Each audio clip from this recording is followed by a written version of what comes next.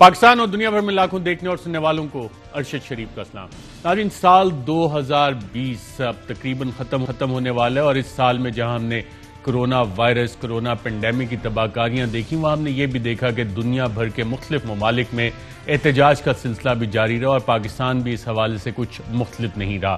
साल ख़त्म होने को आया है और अगले साल भी क्या यही चीज़ें चलती रहेंगी? कम से कम पाकिस्तान के हवाले से तो ये चीज़ सामने आ रही है कि जो पाकिस्तान डेमोक्रेटिक मूवमेंट है और जिसको वज़ीर आज़म एंटी पाकिस्तान डेमोक्रेटिक मूवमेंट कहते हैं, वो अगले साल अपना बाकायदा एहतजाज का प्लान बना रही है। और दुनिया भर में जहाँ जहाँ एहतजाज हो रहे हैं और पाकिस्तान में जो एहतजाज हुआ और आइंदा होने जा रहा है, इसकी बुनियादी वजूहात क्या हैं? प्रोग्राम में आगे चल के ग्लोबल लिंकेजेस इस हवाले से देखने की कोशिश करेंगे कि क्या आपस में कोई मुवाजना बनता है कि हंगरी हो गया, फ्रांस हो गया, भारत हो गया, अमेरिका में भी एहतजाज हुए, बेलारूस में हुआ, थाईलैंड में एहतजाज हुए, तो और पाकिस्तान में जो एहतजाज, इनमें कोई चीज़ मुश्तरक भी है या नहीं? साथ साथ नाज़रीन, वज़ीर आज़म पाकिस्तान ने एक इंटरव्यू दिया और उसमें एक इंतहाई सीरियस चीज़ की तरफ इशारा किया, एक सीरियस ऑफेंस की तरफ इशारा किया, और वही ये कि कुछ लोग फ़ौज में बगावत कराने की कोशिश कर रहे हैं। अगर वज़ीर आज़म पाकिस्तान, जिनको मुल्क की तमाम इंटेलिजेंस एजेंसीज रिपोर्ट करती हैं, तमाम इदारे रिपोर्ट करते हैं, जो मुल्क के चीफ एग्जीक्यूटिव हैं, वो ये बात कह रहे हैं और इस इंटरव्यू के हुए अब तकरीबन 48 से 72 घंटे होने को हैं और इतनी सीरियस चीज़ सामने आने के बाद अभी तक क्या कोई कार्रवाई इस हवाले से हुई या कि ये बयान महज एक सियासी बयान ही था? और सियासी बयानात के सिलसिले में क्या फ़ौज को अब अगर इस पर कार्रवाई नहीं हुई तो वज़ीर आज़म और पाकिस्तान तहरीक इंसाफ और अपोजिशन PDM दोनों मिलकर घसीटने की कोशिश कर रहे हैं? क्योंकि अगर वज़ीर आज़म ने यह बयान दिया कि फ़ौज में बगावत की कोशिश की जा रही है तो इस हवाले से कवानीन बड़े वाज़ेह हैं। हुकूमत पाकिस्तान को इस पर एक्शन लेना चाहिए, तो वो कार्रवाई किधर है? इस सवाल का जवाब मालूम करने की भी कोशिश करेंगे। साथ साथ अपोजिशन लीडर्स और ख़ास तौर पर पाकिस्तान डेमोक्रेटिक मूवमेंट के सरबराह मौलाना फजलुर रहमान साहब के लिए नेशनल अकाउंटेबिलिटी ब्यूरो ने एक सवालनामा तैयार कर लिया और वो उनको अरसाल भी कर दिया गया। इससे पहले इनके करीबी लोगों को सवालनामे भी भेजे गए, नैब उनको बार बार बुला रही है और मौलाना फजलुर रहमान साहब का जो स्टैंस है नैब के बारे में, वो बिल्कुल वैसा ही है जैसे आज से कुछ साल पहले एक और बड़े सियासतदान ने कहा था कि चेयरमैन नैब की क्या मजाल कि मुझे बुलाए।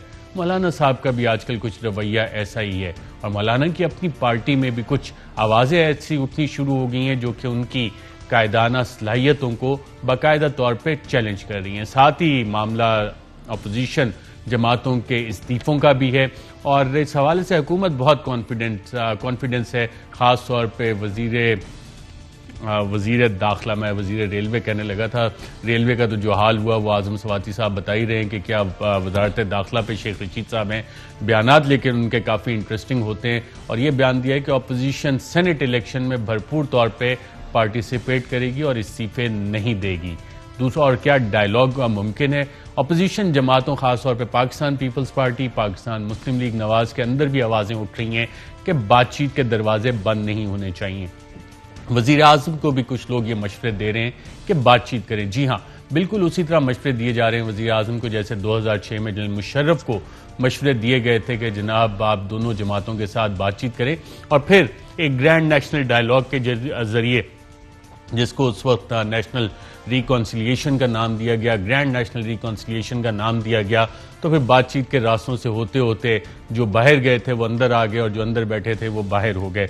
तो क्या वज़ीर आज़म को भी वही रास्ता दिखाया जा रहा है और क्या वज़ीर आज़म के नोटिस में है कि कौन लोग उनको ये रास्ता दिखाने की कोशिश कर रहे हैं और किस नीयत के साथ ये कोशिश कर रहे हैं? तो इन मामलात पर नाज़रीन बात करेंगे और इस पर बात करने के लिए हमारे साथ मौजूद हैं मुशीर दाखिला और एहतसाब बैरिस्टर शहजाद अकबर साहब। बहुत शुक्रिया सर प्रोग्राम में शिरकत करने का।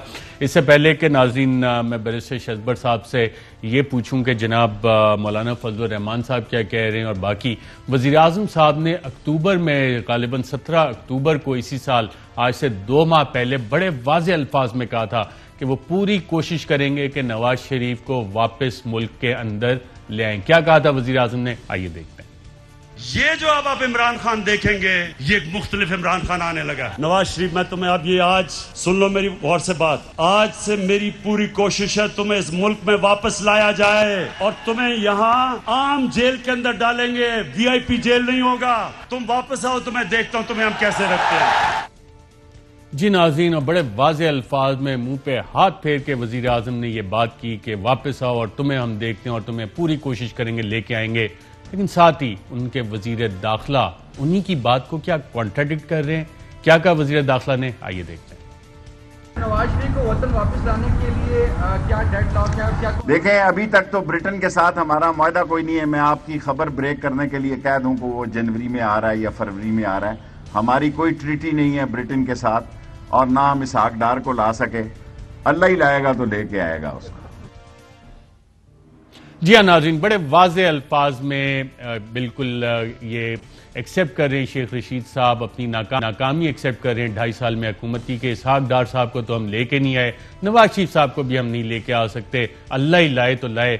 अब अल्लाह भरोसे ये काम होना है, बिल्कुल अल्लाह ताला पे हमें पूरा भरोसा है। हुकूमत की एक्स्ट्राडिशन ट्रीटी भी नहीं है। और साथ साथ क्या मुशीर दाखिला जो कोशिशें कर रहे थे बैरिस्टर शहजाद अकबर साहब, शेख रशीद साहब बतौर वजीर दाखिला उनकी कोशिशों को भी नाकामी तस्वर करें। आपने तो बाकायदा खतूत भी लिखे थे ब्रिटिश होम सेक्रेटरी को, एक फ्लाइट भी उनकी वापस की थी जिस पे 3 लाख पाउंड खर्चा आया था बरतानवी हुकूमत का, बिलाखिर वो जहाज भी आ गया।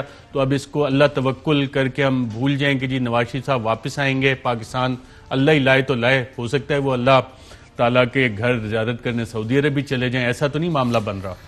नहीं अरशद, ऐसी बात हरगिज़ नहीं है। क्योंकि ये बड़ा टेक्निकल सा सब्जेक्ट है, तो पहली तो बात है किसी को वापस लाने के लिए एक्स्ट्राडिशन ट्रीटी का होना लाजिम नहीं है। क्योंकि अगर ऐसा लाजमी होता तो पाकिस्तान से अभी 3 से 4 लोग एक्स्ट्राडाइट हो चुके हैं बरतानिया। तो अगर हमारी बरतानिया के साथ एक्स्ट्राडिशन ट्रीटी नहीं है तो ये कैसे मुमकिन हुआ? एक्स्ट्राडिशन ट्रीटी ना भी हो तो हमारे मुख्तलिफ इंटरनेशनल मुआहदे हैं और रेसिप्रोसिटी की बेसिस के ऊपर भी आ सकते हैं।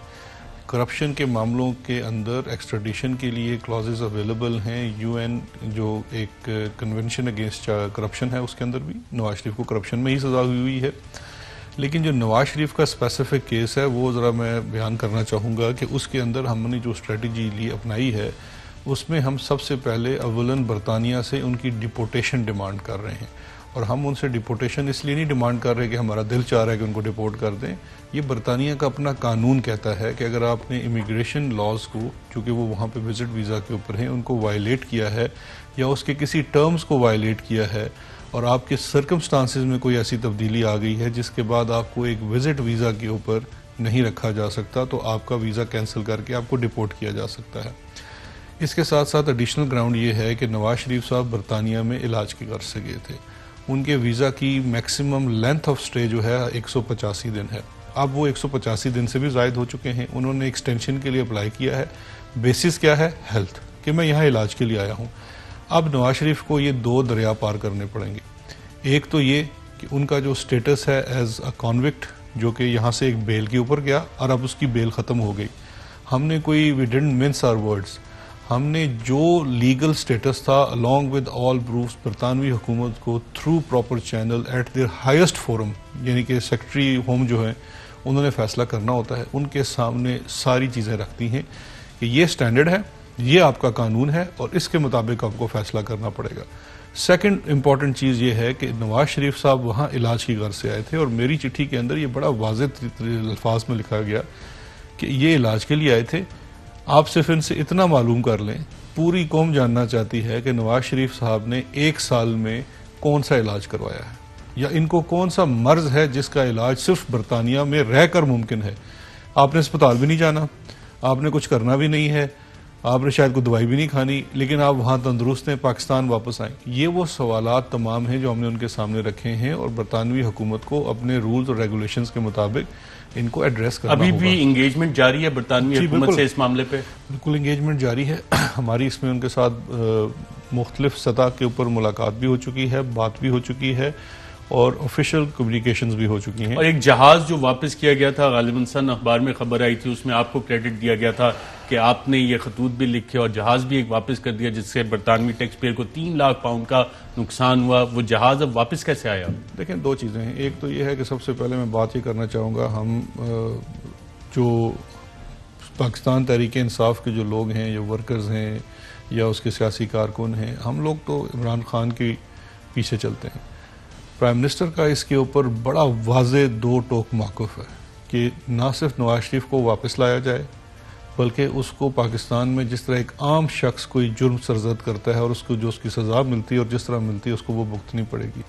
ये एक लीडर का विजन है, उसको अमल पे लाना हमारे तमाम इदारों का काम है। बिल्कुल, लेकिन वज़ीर आज़म को तो क्लैरिटी है बिल्कुल, और उनका जो थॉट है, जो पॉलिसी स्टेटमेंट है, वो भी बड़े वाज़ेह कि उनको लेके आएंगे, लेकिन नीचे आते आते तक उसमें कंफ्यूजन आ जाती है। जैसे शेख रशीद साहब कह रहे हैं कि अल्लाह ही लाए तो लाए, हम तो नहीं ला सकते। वो शेख साहब तो देखे ना, वो बयान भी देते हैं, सियासी बयान भी देते हैं। मैं तो अच्छा, ये सियासी बयान था वज़ीर दाखिला का। देखिए, मैं टेक्निकल बात कर रहा हूँ। अब वो सीरियस हो गए, वज़ीर दाखिला है, आपके बॉस तो नहीं है कि आपकी अलग इंडिपेंडेंट स्टेटस है एज एडवाइजर? नहीं, देखें, मेरा जो स्टेटस है वो तो इस्लामाबाद हाई कोर्ट ने बिल्कुल वाजे कर दिया है अपनी 2 जजमेंट्स के अंदर कि हम सिर्फ मशवरा दे सकते हैं, वो भी कान में, शायद लिख के नहीं दे सकते। तो और वो भी प्राइम मिनिस्टर को, शेख रशीद साहब को भी मशवरा नहीं दे सकते? मुशीर बराए वज़ीर आज़म है, तो आप वज़ीर आज़म के मुशीर हैं। शेख साहब को भी नहीं आप मशवरा दे सकते? शेख साहब हमारे सीनियर हैं, कोलीग हैं, जितने मशवरे मांगेंगे मुफ्त देने के लिए। उन्हें आप कह रहे हैं कोई मशवरा नहीं दे सकता? नहीं, बिल्कुल दे सकते हैं, क्यों नहीं मशवरा दे सकते? तो आप नहीं देंगे मशवरा? सर, वो मांगेंगे तो हम उनको मशवरा देंगे, नहीं मांगेंगे फिर भी मशवरा देंगे। मुशीर का तो काम ही है मशवरा देना। देखिए, 2 चीज़ें हैं। एक तो चीज़ ये है कि उनको वापस लाने के लिए जो अमल करना है उसके ऊपर हम पूरी तरीके से काम कर रहे हैं। बरतानिया के साथ हम राब्ते में हैं। एक्सट्रेडिशन की रिक्वेस्ट 2021 में ये उम्मीद रखें कि नवाज शरीफ साहब पाकिस्तान आएंगे, या कोई इतलात आपने भी सुनी है कि सऊदी अरब जा रहे हैं? जी, इस तरह की इतलात मैंने तो सुनी है, लेकिन मेरी अपनी राय ये है कि शायद वो सऊदी अरब ना जाएं, और उसकी कुछ टेक्निकल वजूहत हैं। एक तो ये है कि फरवरी में इनका पासपोर्ट भी एक्सपायर कर रहा है, तो इनके पास ट्रैवल डॉक्यूमेंट भी शायद ना हो। दूसरी वजह यह है कि देखिए, बरतानिया में तो ये बहुत ज़्यादा लिटिगेशन का सहारा भी ले सकते हैं। मेरी अपनी हंच ये है कि जब अगर बरतानवी हुकूमत ने इनको अगर डिपोर्ट करने का फ़ैसला कर लिया तो ये शायद असाइलम भी ले लें, सियासी पनाह, क्योंकि ये पूरी तरह से अल्ताफ़ हुसैन पार्ट 2 बनने के लिए उस डगर पे गामज़न है। अभी मुझे लगता है कुछ अरसे में ऐनक भी वैसी पहन के वैसे ही लंदन से खिताब किया करेंगे। तो ये इनका ट्रेजेक्ट्री तो ये नजर आ रही है। अब आपने उसी ट्रेजेक्ट्री की बात कर दी, तो इस पर मैं जरा सीरियस मामले की तरफ भी आ जाऊँ, जिसका वज़ीर आज़म पाकिस्तान ने पारस जानजेब के साथ इंटरव्यू में जिक्र किया, और इसमें बाकायदा तौर पर कहा कि पाकिस्तान की अफवाज में बगावत करवाने की कोशिश की जा रही है, और कोशिश की गई इस हवाले से, और किसका में जिक्र है वो कोई बात हमारे सामने नहीं आई। लेकिन वज़ीर आज़म, मुल्क का चीफ एग्जीक्यूटिव, वो अगर ये बात कर रहा है, तो अब मेरा सवाल ये बनता है कि इसके बाद कार्रवाई क्या हुई? क्या कोई मुकदमा इस हवाले से आज की तारीख तक दर्ज हुआ जब हम बात कर रहे हैं, या कि ये पॉइंट स्कोरिंग के लिए इस्तेमाल किया गया? क्या कहा वज़ीर आज़म ने, आइए देखते हैं। ये अपील कर रहे हैं पाकिस्तानी फौज को, उनको ये कह रहे हैं कि आप इस गवर्नमेंट को, एक डेमोक्रेटिक गवर्नमेंट को हटा दें। ये आर्टिकल 6 लगता है, ये गद्दारी का केस है। दूसरा ये कह रहे हैं, अगर ये जो आर्मी चीफ और ISI चीफ मुझे नहीं हटाते तो फौज को कह रहे हैं कि इनको हटा दो। पाकिस्तान की फौज एक गवर्नमेंट का इदारा है। पाकिस्तान की फौज मेरे ऊपर नहीं बैठी हुई, मेरी नीचे है। मैं एक पाकिस्तान का इलेक्टेड प्राइम मिनिस्टर हूं। जो हम 2 सालों में इस मुश्किल वक्त से पाकिस्तान को आज निकाला है, अगर पाकिस्तानी फौज और अदारे मेरे साथ ना खड़े होते, मैं अकेला क्या कर सकता था? एस्टेब्लिशमेंट की गोद में पले ये शरीफ जनरल जियाउल हक जब आते तो वो इतना झुक जाते थे कि लगता था कि पता नहीं, आप उनके जूते ही ना पॉलिश शुरू कर दें। जनरल बाजवा को मैं आज एक उनकी तारीफ करता हूं। इस तरह करके किसी आर्मी चीफ को अटैक करना जी, फौज के अंदर एक रिएक्शन आता है। ये जनरल बाजवा एक सुलझे हुए आदमी है, एक वो उसके अंदर ठहराव है, इसलिए वो बर्दाश्त कर रहे हैं। कोई और फौज में होता बड़ा रिएक्शन आना था। जी नाज़रीन, आपने वज़ीर आज़म पाकिस्तान की गुफ्तगू सुनी, और जो बातें उन्होंने की इंतहाई सीरियस। आर्टिकल 6 का भी जिक्र किया। बैरिस्टर साहब, ये आर्टिकल 6 पे जुमे के दिन ये इंटरव्यू हुआ, अब तक आज मंडे है, कोई कार्रवाई हुई, कोई बातचीत हुई, या कि महज ये एक सियासी बयान था? देखिए, जो वज़ीर आज़म साहब ने बात की, बड़ी उसके अंदर क्लैरिटी है। क्लैरिटी ये है कि इस वक्त एक जो बयानिया बना के 11 जमातों का एक जत्था इस्लामाबाद की तरफ हमला आवर होने के लिए पर तोल रहा है, और अभी तक उसको कोई लॉन्चिंग पैड नहीं मिल रहा, जिसके लिए उन्होंने लाहौर में एक बड़ी नाकाम सी कोशिश की, मुख्तलिफ शहरों में भी कोशिश कर रहे हैं, उनको लॉन्चिंग पैड नहीं मिल रहा। वो जो बयानिया अपनाए हुए हैं, वो बयानिया जो है वो एक किस्म के एक इदारे को बगावत की तरफ बरगला रहा है।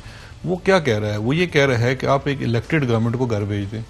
और वो किससे कह रहा है? जब हमने उन्हें ऑफर भी की पब्लिकली, हमारे सीनियर वज़रा ने भी ऑफर की कि हम आपके साथ मुज़ाकरात करने को भी तैयार हैं, आप आइए, पार्लियामान फोरम है या किसी जगह पे आके बैठ जाइए। वो ये कहते हैं और पब्लिकली कहते हैं कि जी आपसे तो हमने मुज़ाकरात करने नहीं है, हमने तो मुज़ाकरात किसी से करने हैं। अब उस मुज़ाकरात की टर्म्स क्या हैं? टर्म्स उनकी ये वो बताते हैं कि जी टर्म्स ये है कि आप एक इलेक्टेड गवर्नमेंट को घर भेज दें। तो इलेक्टेड गवर्नमेंट को घर भेजना इज एब्रोगेशन ऑफ कॉन्स्टिट्यूशन। आप कानून आइन का उसको इत्तिसाल कर रहे हैं, आइन को तोड़ने की बात कर रहे हैं, तो आइन को तोड़ना तो गद्दारी है। तो ये कैसे सियासी लीडर हैं, ये कौन सा सियासी बयानिया है कि एक इलेक्टेड गवर्नमेंट को वो कहते हैं कि आप घर भेज दें? तो वज़ीर आज़म साहब उस तरफ इशारा कर रहे हैं। अब इनकी असलियत देखिए, इशारा कर रहे हैं वज़ीर आज़म ने तो बकायदा चार्जशीट चीफ एग्जीक्यूटिव कह दिया है, लेकिन मुझे एक बात तो इस पे कोई कार्रवाई नहीं होती। वजीर आजम का कहा तो पॉलिसी स्टेटमेंट होती है ऑफ द चीफ एग्जीक्यूटिव, जो बाकी इदारे और खासतौर पर वजारत दाखिला, वजीर दिफा, आप जिसके मुशीर हैं, कार्रवाई तो आप लोगों ने करनी है। वजारत दाखिला ने आर्टिकल 6 की कार्रवाई जिसका वजीर आजम कह रहे हैं वो इनिशिएट करनी है, या फिर वजीर दिफा परवेज खटक साहब उन्होंने कोई इनिशिएट करना है। मिनिस्ट्री ऑफ डिफेंस से अगर आर्मी एक्ट के तहत कार्रवाई, तो आज 48 घंटे बाद कार्रवाई हुई, या कि वजीर आजम का यह बयान सिर्फ सियासी बयान था और उसको हुकूमत खुद भी सीरियसली नहीं ले रही? बिल्कुल हुकूमत सीरियसली ले रही है, लेकिन एक आप इसकी हकीकत भी देखिए कि ये जो है ये कोई ऑर्गेनाइज्ड क्रिमिनल ग्रुप तो है नहीं, ऑल्दो इनकी हरकतें ऑर्गेनाइज्ड क्रिमिनल ग्रुप जैसी हैं। वो जो बयानियाँ अपना रहे हैं, वज़ीर आज़म उस बयानियों को एक्सपोज कर रहे हैं। अब इसके ऊपर क्या कार्रवाई होती है और क्या हो सकता है वो तो आने वाला वक्त बता सकता है। वज़ीर आज़म बिल्कुल एक्सपोज कर रहे हैं, और वज़ीर आज़म ने अगर एक्सपोज किया और एक सीरियस ऑफेंस एक्सपोज करें, बल्कि अदील राय साहब अगर आर्मी एक्ट मेरी मेज़ पे पड़ा होगा वो अगर भिजवा दें, गालिबन आर्मी एक्ट का सेक्शन 31 या 32D है या 31D है, जिसमें कि जो वज़ीर आज़म बात करें आर्मी एक्ट के तहत भी कार्रवाई हो सकती है। और वज़ीर आज़म खुद आर्टिकल 6 का कह रहे हैं। आज जुमे के दिन ये इंटरव्यू हुआ, पूरी वफाकी हुकूमत हफ्ते का दिन, इतवार का दिन, आज पीर वर्किंग डे, वज़ीर आज़म के बयान पे कार्रवाई कोई नहीं इनिशिएट हुई कहीं से। देखिए इस पर दो चीज़ें हैं। एक चीज़ तो सबसे पहली बात यह है कि इस बयान के ऊपर आप देखिए इसका कॉन्टेक्स्ट देखिए। वो ये तो नहीं कह रहे कि हम कार्रवाई करने जा रहे हैं। ऑफ कोर्स चीफ फिर ये बयान किस लिए दिया था? नहीं, बयान दिया है इंटरव्यू के अंदर। वो ये कह रहे हैं कि आप उस वक्त इस सियासी ग्रोह का बयानिया तो देखिए, उनका बयानिया किस चीज़ के मतरादफ है। अब अगर हुकूमत उस डगर पे चलना चाहे, जो कि हम एक सियासी हुकूमत है ना, हम कोई किसी किस्म से वो फाशिस्ट हुकूमत नहीं है जिन्होंने मॉडल टाउन में दिन दिहाड़े सियासी वर्कर्स के ऊपर गोलियां चलाई और लोगों को शहीद कर दिया। आखिर में आप एक सियासी हुकूमत हैं, आप मामलात का सियासी हल ही चाहते हैं। जो बयानियाँ इस वक्त ये जो बच्चों की सरबराही में और उनके साथ एक बाबा लगा हुआ है अपनी करप्शन बचाने के लिए, वो जो लेके चल रहे हैं वो बगावत का बयानिया है, वो इदारों को ख़राब करने का बयानिया है। लेकिन हम ये समझते हैं कि उसमें जो सियासी बसारत का तकाजा है वो ये है कि आप इनसे अभी भी बातचीत करें, और हम इनको बातचीत का ही कह रहे हैं कि आप जो करना चाह रहे हैं। तो ये आप सियासी बसीरत के तहत और सियासी मसलियत के तहत कानूनी कार्रवाई वज़ीर आज़म के इतने सीरियस बयान पे जो उन्होंने कहा है कि नहीं करेंगे, मसलियत नहीं है, इसमें सियासी बसीरत है। और सियासी बसीरत ये है sir, Pakistan army act section 31 clause D, any person subject to this act, अच्छा subject to this act army act शायद नहीं लगेगा क्योंकि वो सब्जेक्ट नहीं है, लेकिन अगर फौज में म्यूटनी करवा रहे हैं तो शायद सब्जेक्ट बन सकते हैं। Attempts to seduce any person in the military, naval और air forces of Pakistan from his duty और his allegiance to the government of Pakistan shall on conviction by court martial be punished with death or with such less punishment as in this case mentioned। दो चीजें हैं। अब इस पे आप ये 31D army act का लगाएंगे या आर्टिकल 6 या वजीर आजम का बयान, सियासी बयान, सियासी मसलियत? अभी हम बहुत आगे जा रहे हैं। दो चीजें हैं। एक चीज ये है कि कॉन्स्पिरेसी हो, किसी को सड्यूस किया जाए, इंस्टिगेट किया जाए, वर्गलाया जाए। दूसरा ये है कि उनके वर्गलाने के ऊपर आके कोई अगर शख्स अमल करता है, अगर किसी इदारे के अंदर कोई शख्स अमल करता है तो उस सूरत में वो होगा जो आप फरमा रहे हैं आर्मी एक्ट के तहत लिखा हुआ है। लेकिन किसी को वर्गलाना या उसके ऊपर अटेम्प्ट करना, और अगर वो सिविलियन आदमी है तो वो उसके ऊपर तो शायद आर्मी एक्ट ना लग सके, तो उस पे फिर क्या आर्टिकल 6 लग सकता है। उस सूरत में भी दिखाना पड़ेगा। कॉन्स्टिट्यूशन की कॉपी भेजिएगा दिल राज साहब, वो भी चेक कर लेते हैं जरा। देखें आप इस मसले का, देखिए ये मसला आर्टिकल 6 में तो ओवरथ्रो ऑफ द गवर्नमेंट है, ऑफ एन इलेक्टेड गवर्नमेंट है। तो वो किस चीज के लिए अटेम्प्ट कर रहे हैं? वो यही तो कह रहे हैं कि आप एक इलेक्टेड गवर्नमेंट को अटेम्प्ट तो कर रहे हैं ना, तो अटेम्प्ट कर रहे हैं, लेकिन उनकी अटेम्प्ट रेसिप्रोकेट तो नहीं हो रही। उस अटेम्प्ट करने पे कोई कानून नहीं है, तो बड़ा वाजे कह रहे हैं कि इवन अटेम्प्ट करने पे भी ये कानून एप्लीकेबल है। बैरिस्टर साहब आप तो कानून मुझसे बेहतर जानते हैं। बिल्कुल है, लेकिन कानून के साथ साथ आपको थोड़ा सा सियासी बसीरत को भी देखना है। वजीर आजम ने तो सियासी बसीरत के तहत ही, बल्कि दोबारा सुनाइएगा, वजीर आजम ने वाजे अल्फाज में कहा कि ये काम हो रहा है, जरा गौर से सुनते हैं इसको। ये अपील कर रहे हैं पाकिस्तानी फौज को, उनको ये कह रहे हैं कि आप इस गवर्नमेंट को, एक डेमोक्रेटिक गवर्नमेंट को हटा दें। ये आर्टिकल 6 लगता है, ये गद्दारी का केस है। दूसरा ये कह रहे हैं अगर ये जो आर्मी चीफ और ISI चीफ मुझे नहीं हटाते तो फौज को कह रहे हैं कि इनको हटा दो। पाकिस्तान की फौज एक गवर्नमेंट का इदारा है। पाकिस्तान की फौज मेरे ऊपर नहीं बैठी हुई, मेरी नीचे है। मैं एक पाकिस्तान का इलेक्टेड प्राइम मिनिस्टर हूं। जो हम 2 सालों में इस मुश्किल वक्त से पाकिस्तान को आज निकाला है, अगर पाकिस्तानी फौज और अदारे मेरे साथ ना खड़े होते, मैं अकेला क्या कर सकता था। एस्टेब्लिशमेंट की बड़े वाज़ेह अल्फाज हैं वज़ीर आज़म के, अपील कर रहे हैं, फौज को अपील कर रहे हैं कि एक डेमोक्रेटिकली इलेक्टेड गवर्नमेंट को घर भेज दो।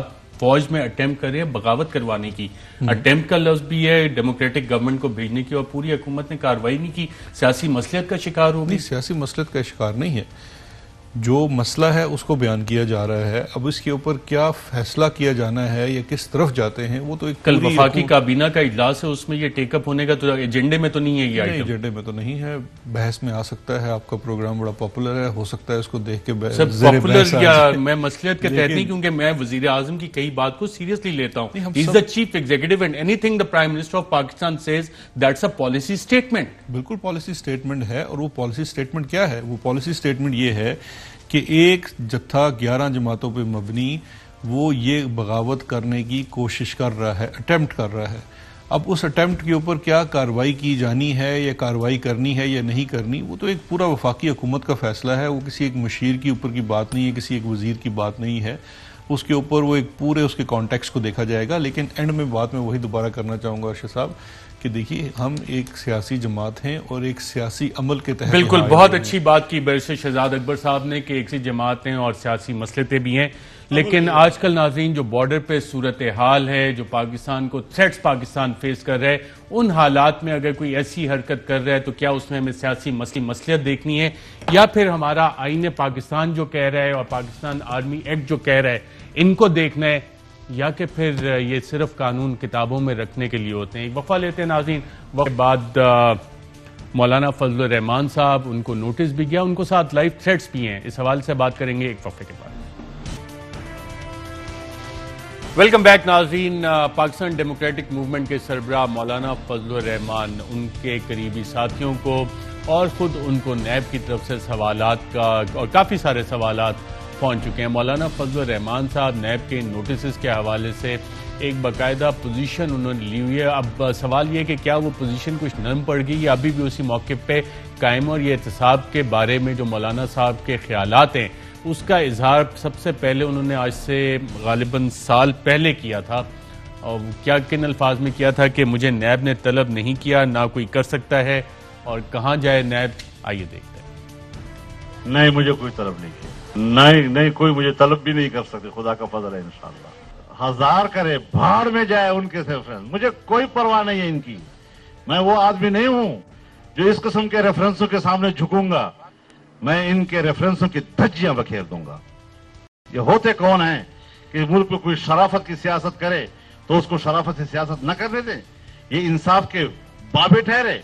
इंसाफ का कत्ल करने वाले से मैं इंसाफ की तवक्को नहीं रख सकता। मैं इनको इंसाफ के इदारे नहीं तस्लीम करता। मैं उनकी फाइलों को फेंक दूंगा उनके सामने, अगर उन्होंने ऐसी जुर्रत की तो मैं छठी का दूध उनको याद दिला दूंगा।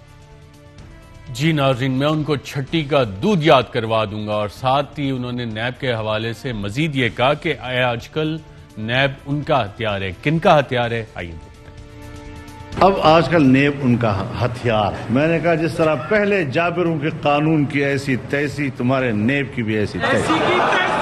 हम इस तरह की चीजों की परवाह किए होते तो घर में बैठ जाते, तो हमें आजमाया ना क्या करो, हम गले पड़ जाएंगे। और हम आजकल गले पड़ने के लिए तैयार बैठे हुए हैं। ऐसा ना हो कि फिर लेने के देने पड़ जाए कल आप। तुमने शायद हमें समझा नहीं, या शायद तुमने हमारी तारीख नहीं पढ़ी, या शायद तुम्हें मालूम नहीं है कि हम इस जैसे जाबिर कुव्वतों के खिलाफ लड़ने का तरीका भी जानते हैं और कुर्बानियों की कीमत भी जानते हैं। याद रखें, हम जिस्म की कुर्बानी देना आसान समझते हैं, लेकिन इज्जत पर आंच नहीं आने देंगे। जी नाज़रीन, और नैब पर अब मौलाना साहब कहते हैं किसी को कोई एतबार नहीं। और अभी आज से 2-4 दिन पहले दिया गया बयान, इसमें टोन थोड़ी सी माइल्ड होती हुई कहीं नजर नहीं आई। शायद मुझे धोखा हुआ, आप भी जरा देखिएगा और जरा कंपेयर करके देखिएगा क्या कह रहे हैं मौलाना। नेब के केसेस का कोई एतबार नहीं है।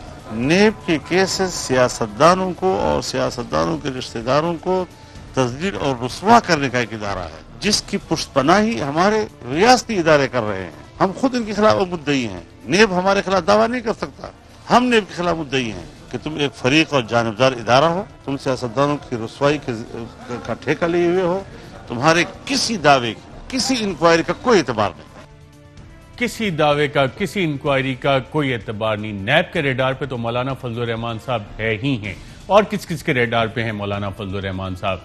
मेरे ख्याल से दहशत गर्दों के रेडार पे भी हैं मौलाना फजलुर रहमान साहब। और इस हवाले से वफाकी वजीर बराए दाखिला शेख रशीद साहब ने कहा कि ना सिर्फ मौलाना फजलुर रहमान साहब बल्कि स्पेसिफिकली उनका नाम लिया और दीगर 20 सियासतदानों का कहा। क्या कहा, आइए देखते हैं।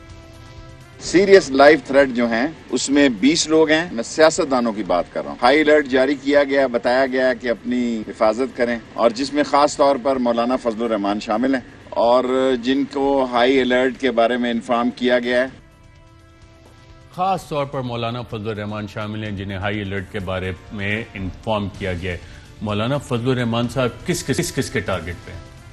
अर्शद, ये तो मुझे नहीं पता किस किस के टारगेट पे हैं। जो थ्रेट अलर्ट्स आते हैं वो यूजुअली इंटेलिजेंस की इंफॉर्मेशन के ऊपर बेस्ड होते हैं, और जो भी हाई प्रोफाइल टारगेट्स होते हैं तो उसमें मौलाना साहब भी हैं और भी अपोजिशन के रहनुमा हैं, हुकूमती लोग भी होते हैं। क्योंकि जो टेररिस्ट होता है उसका मकसद है कि आपके माशरे के अंदर इंतशार फैलाना, तो उसमें जो पब्लिक इम्पोर्टेंस के फिगर्स होते हैं, उनके मानने वाले होते हैं, उनके पैरोकार होते हैं, तो उनके अंदर काफ़ी बेचैनी फैल सकती है। तो ऑफ कोर्स वो टारगेट होते हैं। और ये थ्रेट अलर्ट्स जो हैं फ्रॉम टाइम टू टाइम हर दौरे हुकूमत में जब भी इस तरह के अलर्ट्स हुए हैं वो जारी किए जाते हैं। वजारत दाखिला की तरफ से भी होते हैं, प्रोविंशियल सतह के ऊपर भी होते हैं, तो वो स्पेसिफिक थ्रेट्स हैं और इन्हें सीरियसली भी लिए जाना चाहिए। बिल्कुल सीरियसली लिए जाना। अच्छा, एक तो ये दहशतगर्दों के टारगेट पे हो गया। आज भी वफाकी वज़रा ने प्रेस कॉन्फ्रेंस की। आज से चंद दिन पहले एक वफाकी वजीर ने इनके कुछ असासे ट्वीट भी किए, और आज आपकी कुछ मीटिंग में भी जिक्र हुआ मौलाना फजलुर रहमान साहब का। और नैब के हवाले से जो मौलाना साहब कह रहे हैं,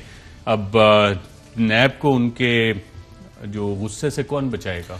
देखें, दो चीज़ें हैं। जहाँ तक मौलाना साहब का अपना करैक्टर है तो मेरे ख्याल साहब और मौलाना दोनों ही ज़्यादती है इनके साथ। इनके ही जमात के बड़े सीनियर और बड़े अरसे से इनके साथ थे। हम नवाला कहा जा सकता है उनको, मौलाना शिरानी। तो मौलाना शिरानी ने इनके बारे में कल जो बातें की हैं वो सबके सामने हैं कि किस किस्म के हैं और क्या हैं, और बाकी पूरी कौम इनके करैक्टर से वाकिफ़ है। मैं ये समझता हूँ कि इन्होंने हमेशा से रिलीजन कार्ड और अपनी पॉलिटिक्स कार्ड और एथनिक कार्ड, तीनों कार्ड्स को इस्तेमाल करके अपने इर्द गिर्द प्रोटेक्शन का एक दायरा बनाया हुआ था। और उस दायरे को जब देखिए, किसी क्रिमिनल का जब वो दो तरह के हैं, एक तो आपके वो हो गए जिनको नैब की अगर कोई नोटिस आता है तो वो पेश होने के लिए कोई पसो पेश करते हैं। ये वो वाला दर्जा है जिन्होंने जब लास्ट टाइम इनको समन किया गया, इनसे सवाल किया गया, तो इन्होंने हज़ारों लोग लेके कहा कि हम पेशावर में नैब के दफ्तर का अहाता करेंगे, कोर कमांडर पेशावर के दफ्तर के बाहर धरना देंगे। तो उसके बाद इससे क्या मतलब है कि आप अनटचेबल हैं, आपसे सवाल नहीं किया जा सकता। आप पिछले 25-30 साल से सियासत में हैं, ना आपका कोई कारोबार है, आपका क्या, किस तरह से आप अफोर्ड करते हैं अपना लाइफस्टाइल, आपके यहाँ आपके पास कितनी जायदाद है, आपके इर्द गिर्द रहने वाले कितने मालदार हो चुके हैं। तो ये तमाम चीज़ें पूछना, यही तो करप्शन के ऊपर सवालात हैं पब्लिक ऑफिस होल्डर से। वरना तो फिर ये होना चाहिए कि जो इस नौइयत की ज़्यादती करने के काबिल हों उनसे सवाल ना किया जाए। बाकी छोटे जो बेचारे कोई माड़े किस्म के जो सियासतदान हैं उनसे आप सवाल कर लें, तो इसकी तरफ में तफरीक तो नहीं हो सकती। और दूसरी चीज़ ये है कि जब किसी से सवाल किया जाता है तो उसका जवाब दें। अगर आपका दामन साफ है तो आप नैब को भी जवाब दें, आप पब्लिक को भी जवाब दें। फिर कैसे नैब आपके ऊपर केस बना सकती है? केस किसी अदालत में ही जाता है ना। आप इसका मुकाबला अदालत में करते हैं, आप लोगों का जत्था लेके उस दफ्तर के ऊपर हमला नहीं कर सकते। लेकिन आजकल इनका जो उठना बैठना जिन लोगों के साथ है, वो मरीम बीबी को देख लीजिए, उनको नैब ने बुलाया था, वो लोगों का जत्था लेके 500 लोग आगे पत्थर शत्थर मार उसके बाद तो नैब ने नहीं बुलाया दोबारा। मैं समझता हूँ नैब ने बड़ी ज्यादती कर रहे हैं कि उनको बुलाना चाहिए। अब वो जो पथराव करके चली गई राजकुमारी साहिबा, उसके बाद बैठी हुई हैं, नैब का केस भी वहीं पड़ा हुआ है। ये तो अपनी धौंस धांधली से रियासती इदारों को बिल्कुल इन्होंने नीचे लगाया हुआ है। तो ये अब ये भी जो यानी आप बतौर मुशीर दाखिला ये कह रहे हैं कि नेशनल अकाउंटेबिलिटी ब्यूरो जिस केस में उन्होंने बुलाया था उसके बाद दोबारा नहीं बुलाया, उस पथराव से डर गया। मेरी नजर में तो बिल्कुल उनको ये डर गए, और वो डर किस लिए गए? देखिए इस वक्त एक पूरा ये जत्था जो है जिसने दबंग डीजी नैब है लाहौर के, फिर चेयरमैन नैब खुद इतने दबंग आदमी है, वो कैसे डर सकते? बुलाना चाहिए इनको दोबारा। मुझे बताइए ना कि जो आपने इनसे सवाल करने थे, क्या आपको उन सवालों का जवाब मिल गया? नहीं मिला। अगर नहीं मिला तो आपका केस आगे नहीं चल रहा, तो आप बुलाइए इनको, दोबारा बुलाइए। अगर नहीं आते तो सेक्शन जमीनों और प्रॉपर्टी का केस था। जमीनों और प्रॉपर्टी का केस ये था कि आपने एन वस्त लाहौर में एक एरिया को पहले ग्रीन डिक्लेयर किया, आपके चचा ने। ग्रीन डिक्लेयर करने के बाद वहाँ पे सारी जायदाद, सारी ज़मीन आपने ख़रीद ली। किस पैसे से ख़रीदी? हिल मेटल में से जो मनी लॉन्ड्रेड होके आई थी आपके अब्बा के अकाउंट में और वहाँ से आगे आपके अकाउंट में गई, उससे आपने ख़रीदी। और आपने वो तमाम सस्ते भाव लोगों की जो प्रॉपर्टी थी जिसकी वैल्यू काफ़ी ज़्यादा थी, वो आपने सस्ते दामों उनसे दोस्त धांधली से हुकूमती इख्तियारात इस्तेमाल करके ख़रीद ली। और उसके ऊपर आपके खिलाफ जो दरख्वास्त गुजार हैं वो तमाम वो लोग हैं जो अफेक्टेड पार्टी हैं, उसी इलाके के रहने वाले लोग जिनकी ज़मीन आपने ज़बरदस्ती हथियार ली रियासती दोस्त इस्तेमाल करके। आज जब वो केस उन्होंने फाइल किया, प्राइवेट पीपल जो हैं, प्राइवेट लोग हैं, कंप्लेनेंट है इनके खिलाफ। नैब ने तो उनकी दरख्वास्त लेके रिकॉर्ड जमा किया, तो उनकी दरख्वास्त दुरुस्त देखते हुए इनको बुलाया सवाल जवाब के लिए। उसके ऊपर इन्होंने नैब के ऊपर पथराव कर दिया। और पथराव करने के लिए किस ग्रोह का सहारा लिया? वो जो दूसरा ग्रोह है वो अगर आप देख लें, वो सैफ उल मुल्क खोकर, वो नोटोरियस लाहौर का कब्जा ग्रुप है, वो इनकी पार्टी का बहुत बड़ा लीडर बना हुआ है। तो ऐसे लोगों के साथ उसी हवाले से आज नून लीग वाले कह रहे थे और सवाल उठा रहे थे कि देखें जी वहाँ तो LDA चढ़ाई कर रहे और सारे केसेस वगैरह कर रहे और यहाँ पे CDA से बनी गाला का रेजिडेंस PM का रेगुलराइज करवा लिया है। ये इस पे कुछ वजाहत देना चाहेंगे आप जो नून लीग सवाल उठा? दो चीजें हैं। एक तो ये है कि पूरा लाहौर जानता है कि सैफ उल मुल्क होकर लाहौर का एक कब्जा माफिया है। उसने लोगों की, गरीब लोगों की, सरकार की ज़मीन के ऊपर कब्जे किए हुए हैं। उनके ऊपर मल्टीपल केसेस हैं। Chief justice of Pakistan Saqib Khokhar ने ये जो साकिब निसार साहब थे, उन्होंने इस केस के इनके ऊपर बाकायदा इनको ये आपने मुझे यकीनन शक हो रहा है डेलिब्रेटली किया है। नहीं, वो मेरे से हो गए। साकिब निसार खोकर और फिर खोकर का कब्जे और सारा कुछ और कब्जे लीगलाइज करना, मुझे आपने डेलिब्रेटली नहीं किया? नहीं, डेलिब्रेटली हरगिज नहीं है। अच्छा, साकिब निसार साहब ने जब वो थे, उन्होंने इसके खिलाफ एक्शन लिया। वो खुद लाहौर से थे, वो एक्शन लिया और इनके खिलाफ काफ़ी कार्रवाई हुई। उनके जाने के बाद फिर मामला ढीला पड़ गया। अभी फिर से इनके खिलाफ लोग उठ के आ रहे हैं। दरख्वास्त जो लाहौर में भी इनका जो खोकर पैलेस है उसके अंदर भी एक खातून है, बेवा हैं शायद, उनकी 22 कनाल ज़मीन इनके घर के अंदर है, उस पर एक काबिज होकर बैठे हुए हैं। जब रियासत उनकी मदद करने के लिए जाती है तो ये इतने बदमाश हैं कि वो उसको रियासत को भी अपना करने नहीं देना चाहते। उसके अलावा LDA के इन्होंने रस्ते वहाँ से बंद किए हुए हैं, मुख्तलिफ ज़मीनों के ऊपर कब्जे हैं। तो अगर इनको ये लगता है, या देखिए ना, अगर इनके पास कोई मामला ठीक है तो ये अदालतों में इसको प्रोटेक्ट कर सकते हैं, डिफेंड कर सकते हैं। आज तक तो किसी अदालत से इनको रिलीफ नहीं मिली, तो ये तो बदमाशी के बलबूते पर चल रहे हैं। नाज़रीन, यहाँ पे एक वक्फा लेंगे और वक्फे के बाद ये इनकी कोशिश करेंगे कि जो आज पाकिस्तान पीपल्स पार्टी के चेयरपर्सन ने एहतसाब के हवाले से एक इंतहाई अहम सवाल उठाया है, उसमें कितनी हकीकत है और कितना फसाना है। मेरे ख्याल से तो हकीकत अभी तक काफ़ी उसमें लग रही है। सवाल क्या है और कितनी हकीकत है उसमें, इस पर बात करेंगे एक वक्फे के बाद। वेलकम बैक नाज़रीन। पाकिस्तान पीपल्स पार्टी के चेयरपर्सन बिलावल भुट्टो हुकूमती एहतसाब के ऊपर भी सवालात उठा रहे हैं और सवाल शायद कुछ इतना बेजा भी नहीं है। सवाल क्या किया उन्होंने, आइए देखते हैं। 2 साल से ज्यादा हो चुका है, एक कन्विक्शन नहीं कर सका। ये झूठा आदमी झूठ बोल रहा है।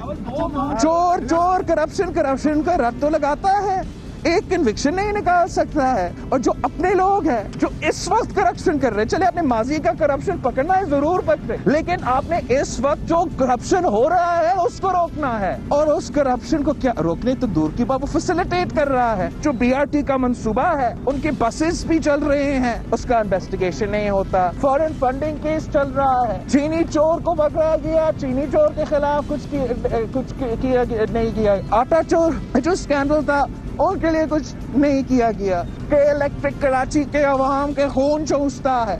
जब उस इमरान का अपना FIA ने कहा कि उन्होंने करप्शन की है, जब दुनिया बैरूनी मुल्क ने उनको पकड़ा तो इमरान खान उनको बचाने में लगे हुआ है। जी नाज़रीन, बैरिस्टर साहब, वाकई 2-2.5 साल में एक कन्विक्शन नहीं हुई, एक को सजा नहीं आपकी प्रोसिक्यूशन दिलवा सकी? देखें, दो चीज़ें हैं। एक तो ये जिनके साथ आज उठते बैठते हैं वो कॉन्विक्ट हैं और उनकी कन्विक्शन हमारे दौर में ही तकमील में आई है। बाकी जो जितने केसेस हैं इंक्लूडिंग इनके अपने केसेस के, उस केसेस के अंदर आज भी ये सुप्रीम कोर्ट में गए हुए हैं दरखास्तें लेके कि जी हमारा केस कराची ट्रांसफ़र कर दिया जाए। और जो इस गुर के माहिर हैं, मुझसे ज़्यादा आप उनको बेहतर जानते हैं, फ़ारूक नाइक साहब। फ़ारूक नाइक साहब की आज भी निकाल के देख लीजिए कि एक दरख्वास्त देते हैं अकाउंटेबिलिटी कोर्ट में, उसके ऊपर जब वो उसको अकाउंटेबिलिटी कोर्ट रिजेक्ट करती है, उस पर अपील करके हाई कोर्ट चले जाते हैं, वहाँ से सुप्रीम कोर्ट चले जाते हैं। जितने वकला हैं वो समझते हैं बेस्ट डिलेइंग टैक्टिक्स होते हैं, लेकिन इसके बावजूद इनको मौका नहीं मिला और अभी तक भी ये एक केस और एक चैलेंज भी नहीं जीत पाए हैं अपने ऊपर बने हुए केसेस के। जहाँ तक इस नौमौलूद सियासी बच्चे की बात है, मैं आज इसी बयान के अंदर एक चीज़ सुन रहा था और मुझे हंसी कंट्रोल नहीं हो रही थी कि ये किस किस्म का सियासी बयानियाँ दे रहे हैं। प्राइम मिनिस्टर ने कहा कि सियासत में और सेनेट के इलेक्शन में करप्शन के खात्मे के लिए आप ओपन वोटिंग कर दें, ओपन बैलेट की तरह कर दें, जिसको हम शो ऑफ हैंड कह रहे हैं। उसके ऊपर उन्होंने कहा, और ये सबसे बड़ा मजाक है, ये सुनिए और लोगों से पूछिए कि ये आपका सियासी, आप इसको लीडर बनाना चाहते हैं। ये फरमाते हैं कि जी ये खुफिया राय शुमारी, खुफिया वोट देना हर मेंबर पार्लियामेंट का हक है। ये तो आईनी हक है, आईने पाकिस्तान ये चीज कहता है। ये कहीं नहीं कहता आईने पाकिस्तान कि आप छांगा मांगा की सियासत करें। बिल्कुल वो तो नहीं कहता, लेकिन नहीं कहता तो सीक्रेट बैलेट है। नो सर, कहाँ लिखा हुआ है सीक्रेट बैलेट है? यही तो रेफरेंस हम सुप्रीम कोर्ट ऑफ पाकिस्तान में फाइल कर रहे हैं कि सेनेट का election is not election under the constitution. Clause 3 क्या कहता है? बिल्कुल, आप पूरी क्लॉज पढ़ के देख लीजिए, 222 में पढ़ के देख लीजिए। उनके अंदर ये लिखा हुआ है सेनेट की कंपोजिशन कैसे होगी, सेनेट का वोट कैसे काउंट किया जाएगा। अच्छा, ये कहीं नहीं लिखा हुआ। 224(3) कहता है कि 30 दिन पहले करवा सकते हैं, यानी 11 फरवरी से पहले आप करवा सकते हैं। 11 फरवरी के बाद से लेके 11 मार्च तक किसी दिन भी करवा सकते हैं। और सीक्रेट बैलेट किस किस केस में होता है? सीक्रेट बैलेट होता है जो उसके अंदर जो इलेक्शंस अंडर कॉन्स्टिट्यूशन है। हमारा तो इसमें कॉन्स्टिट्यूशन नहीं सर, इसकी कंपोजिशन, ये बड़ा एक फेयर फाइन पॉइंट है। आर्टिकल कौन सा है? 66। ये आप इसके अंदर एक बड़ा फाइन पॉइंट है। ये इलेक्शन कैसे होना है उसके लिए इलेक्शन एक्ट है 2017 का। इसके अंदर एक ऑलरेडी हाई कोर्ट का और एक सुप्रीम कोर्ट का फैसला भी है कि कौन से इलेक्शन जो हैं उसका तरीकाकार क्या होना है, वो इलेक्शन अंडर द कॉन्स्टिट्यूशन है, और कौन से इलेक्शंस हैं जो इलेक्शन लॉज के तहत होते हैं। इंडिया में भी एग्जैक्टली यही सिचुएशन थी अरशद। इंडिया में 2003 में जाके उन्होंने यही प्रोविजन थी कॉन्स्टिट्यूशन की, इसी प्रोविजन को उन्होंने चेंज कर दिया। कॉन्स्टिट्यूशनल अमेंडमेंट से चेंज नहीं किया, इलेक्शन लॉज के तहत चेंज किया और ओपन बैलेट कर दिया। ओपन बैलेट हम क्यों कह रहे हैं? ओपन बैलेट हम इसलिए कह रहे हैं कि ये और इनके जो नए आजकल यारे गार हैं, जो छांगा मांगा सियासत के मौजब हैं, जो हमेशा से वोट खरीदते रहे हैं, जिनकी दोनों पार्टियां जो इस वक्त तैयार बैठी हुई हैं कि हम इन्वेस्टर्स ला के किस तरह से वोटों का। ओपन बैलेट में होगा क्या, कैसे होगा? प्रेफरेंशियल वोट कैसे डाले? प्रेफरेंशियल वोट बिल्कुल इस तरह से होगी कि जो भी मेंबर अपनी वोट डालेगा वो ओपन बैलेट होगा, यानी कि वो सीक्रेट नहीं होगा। ये पता होगा कि ये बैलेट किस मेंबर ने डाला है। वो अपनी पार्टी की इंस्ट्रक्शंस के मुताबिक वो अपनी चॉइस नंबर 1, 2, 3, 4, 5, 6 देगा, यानी कि वही जो पहले वो छुप के करता था अब उसका ओपन होगा। और ओपन का मतलब ये होगा कि हॉर्स ट्रेडिंग नहीं हो सकेगी, जो कि जमहूरियत की असल रूह है। अब होता क्या है आपके सेनेट के इलेक्शंस के अंदर कि बहुत ज़्यादा वोटों की खरीदो फरोख्त होती है, जिसकी वजह से मनी क्लॉज जो है, जैसे कि मियां नवाज शरीफ और शहबाज शरीफ और इनके हवारी जो हैं, और अब चूंकि ये जरदारी फैमिली भी सारी वो बन चुकी है, ये मनी क्लास सियासत में आ जाती है और फिर पैसे के बलबूते के ऊपर सियासत करती है। और इस तमाम अमल में उन सियासी कारकुनान का, उन सियासी लोगों का, उन बसीरत रखने वाले लोगों का, उन टेक्नोक्रेट्स का वो नुकसान होता है जो एक मेरिट की बेस के ऊपर पार्टी कॉन्स्टिट्यूशनल अमेंडमेंट चाहिए होगी। हमारा ये कहना है, और जिसके पिछली कैबिनेट के अंदर अटॉर्नी जनरल ऑफ पाकिस्तान ने कैबिनेट को पूरा ब्रीफ भी किया और उसी की बेस के ऊपर वो एक रेफरेंस भी गवर्नमेंट ने अप्रूव किया, कैबिनेट ने अप्रूव किया कि हम सुप्रीम कोर्ट में फाइल करेंगे एडवाइजरी ओपिनियन लेने के लिए। हमारा ये कहना है कि ये अमेंडमेंट करने के लिए कि इलेक्शन ओपन बैलेट के तहत हों, इसमें आईनी तरमीम दरकार नहीं है, सिर्फ एक इलेक्शन एक्ट की तरमीम करनी है, एक सेक्शन की। अब हम जा रहे हैं एडवाइजरी ओपिनियन में। हम चाहें तो सुबह एक्ट भी कर सकते हैं, हम नहीं कर रहे, हम जा रहे हैं एडवाइजरी ओपिनियन में। हमारा ये मानना है, हमारी ये इंटरप्रिटेशन है, सुप्रीम कोर्ट इसके ऊपर रहनुमाई कर दे वो इसको फाइल हो कर जाएगी, देंगे। ये इंशाल्लाह इसी हफ्ते के अंदर फाइल हो जाएगी। इस हफ्ते के अंदर फाइल हो जाएगी, इस हफ्ते के अंदर इंशाल्लाह ये फाइल हो जाएगी। वफाकी काबीना पिछले हफ्ते इसका फैसला कर चुकी है। हमारी जो लीगल टीम है, अटॉर्नी जनरल साहब हैं, लॉ मिनिस्टर भी आज वापस आ गए हैं अपने कोविड के उस क्वारंटीन से, तो वो इंशाल्लाह इस हफ्ते फाइल कर रहे हैं। इसके ऊपर पूरी मुशावरत कंप्लीट हो चुकी है।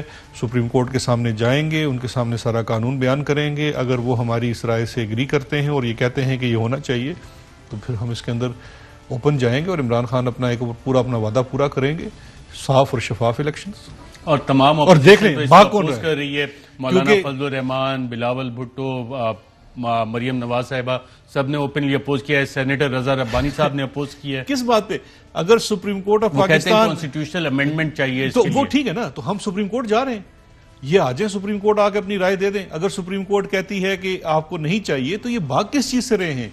ये इस चीज से भाग रहे हैं कि ये शफाफ इलेक्शन के खिलाफ है, ये इस चीज से भाग रहे हैं कि नहीं हमने छांगा मांगा की सियासत करनी है, हमने एमपीएस को खरीदना बेचना है। वो कहते हैं कि आपके कुछ एमपीएस जो हैं वो आपकी हुकूमत के साथ नहीं है और सीक्रेट बैलेट में वो अपनी मर्जी से, आजाद मर्जी से वोट देना चाहते हैं, जो कि वो आप लोगों को नहीं देना चाहते और इसलिए आप लोग इस आइडिया चाहिए। और 2015 में मियां नवाज शरीफ साहब भी यही चाहते थे इसी वजह से। तो देखिए, मियां नवाज शरीफ साहब इसी वजह से क्या चाहते थे कि अगर उनको ये लगता है कि जब उनकी बारी आती है, तो ये तो फिर आज अपने उस बात से हट रहे हैं, अपने उस मौक़िफ़ से कि देखिए आपका जो मौक़िफ़ है वो ये होना चाहिए आज़ाद और शफाफ इंतखाब, कि एक शख्स अगर खुफिया तौर पे देखें। बिल्कुल। और इमरान खान साहब ने जो आज वज़ीर आज़म मौक़िफ़ लिया हुआ है, 2015 में भी उसी मौक़िफ़ को सपोर्ट किया था कि ओपन से होना चाहिए।